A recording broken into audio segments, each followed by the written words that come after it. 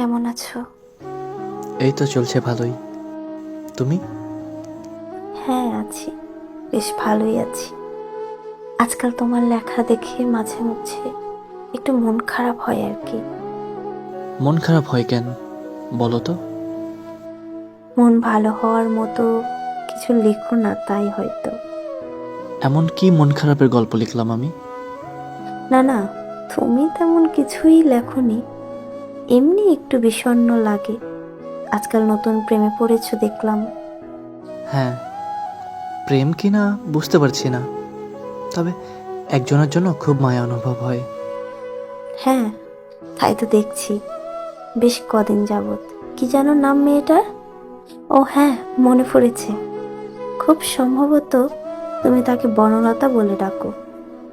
হ্যাঁ, বনলতা, এটা তার নাম না, তবে আমি ভালোবেসে বনলতা বলে ডাকি।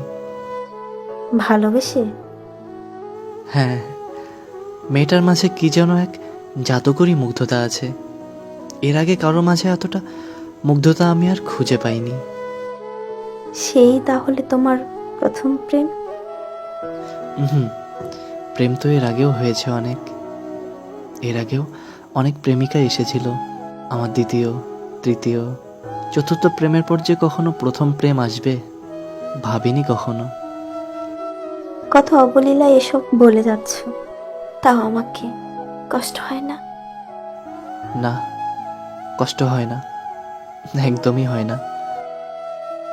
কত নির্ভরশীলতার হৃৎপিণ্ডে নিয়ে তুমি অন্য কারো পাশের বালিশে ঘুমাও, আমি বুঝি। সেটা যে নির্ভরশীলতা, তাকে তুমি নিশ্চিত?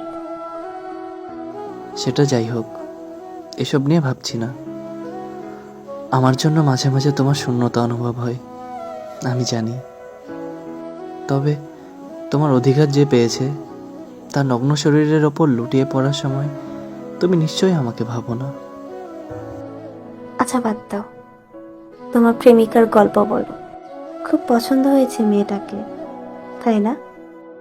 হ্যাঁ, খুব পছন্দ হয়েছে, এবং আমি আজকাল তার শূন্যতা অনুভব করি এবং তার অস্তিত্বও টের পাই। এই অনুভবটা এক সময় আমার জন্য ছিল তোমার। ওসব পুরনো কথা বাদ দাও প্লিজ।